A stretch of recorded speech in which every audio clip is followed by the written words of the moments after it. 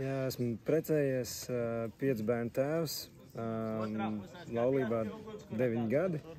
Zin kā, nav jau tā, ka es būtu varbūt tur slikts vīrietis vai slikts vīrs sievai pirms tam, jā, vai slikts tētis. Bet izejot to kursu, tās izmaiņas, kas notiek iekšēji, sevī, ir nenormāli liela vērtība.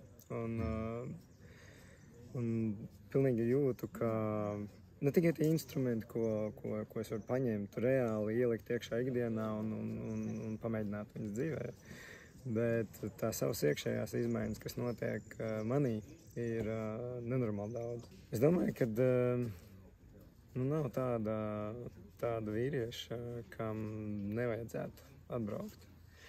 Es domāju, ka ir tas iekšējais sauciens. Manā gadījumā bija tā, ka man tas iekšējais sauciens bija, es gribu to redzēt, es gribu pamēģināt, es gribu saprast.